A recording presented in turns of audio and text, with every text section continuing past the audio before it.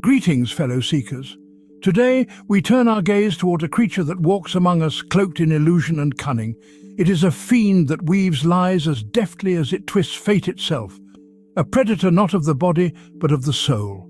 This is the Rakshasa, a being of infernal origins, wearing the guise of nobility, yet hiding a monstrous truth beneath silk and deception. Join us as we uncover the secrets of these malevolent shapeshifters, their origins, their powers, and the dreadful pacts they forge with those foolish enough to seek their favor. The Rakshasa is no ordinary fiend.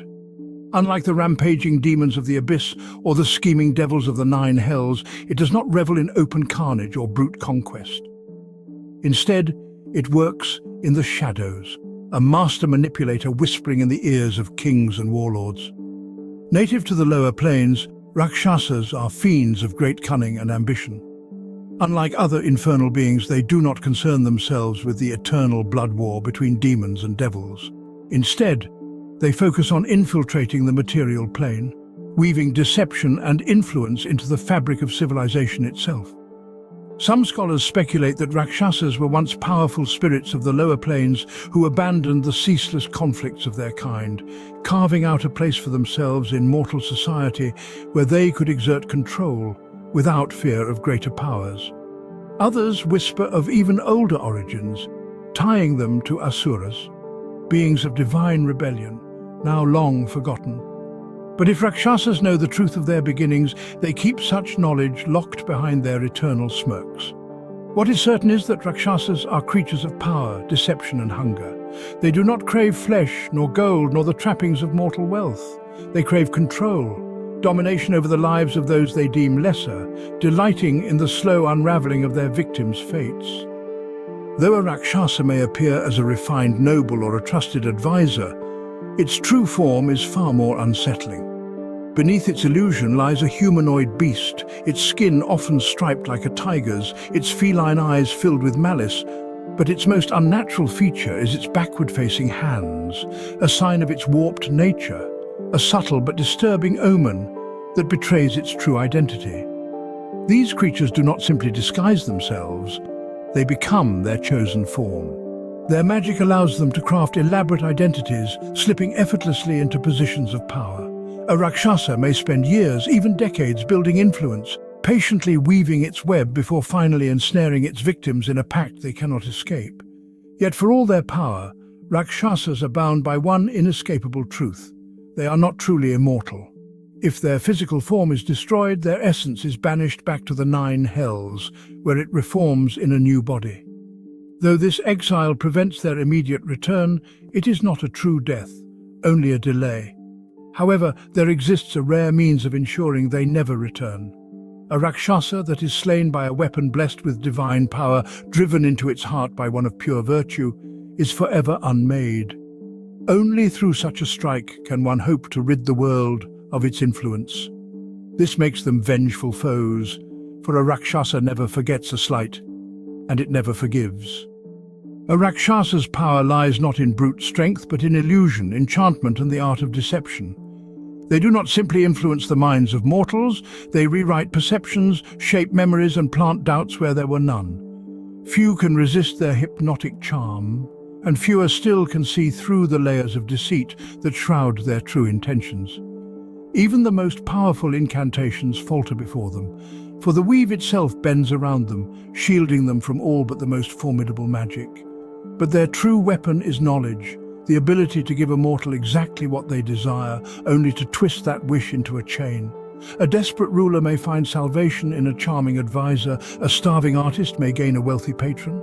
A warrior seeking vengeance may be granted the strength to take it, and yet the price is never spoken, only understood when it is far too late.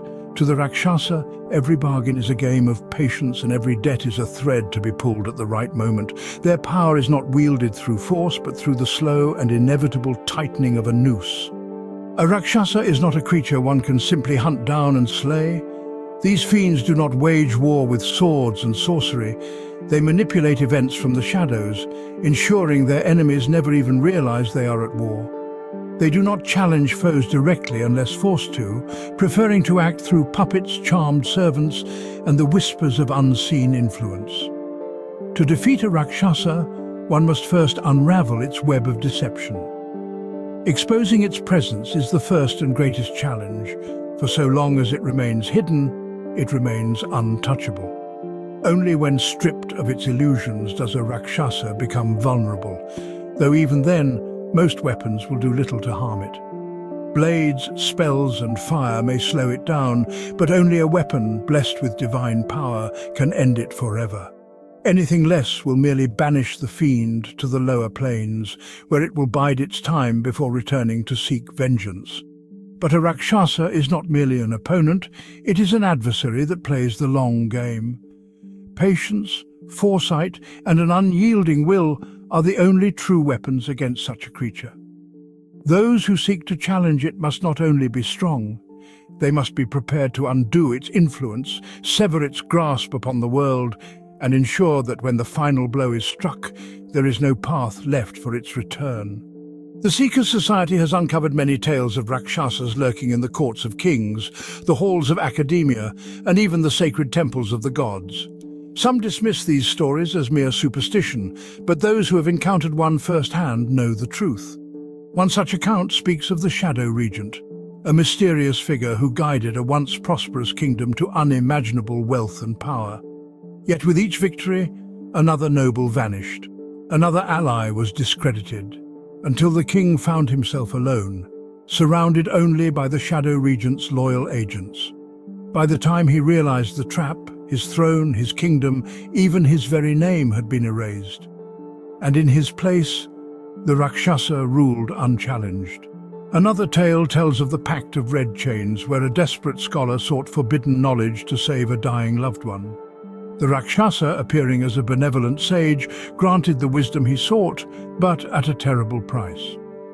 The scholar's mind became a prison of endless whispers, and though his loved one was saved, he himself was driven to madness.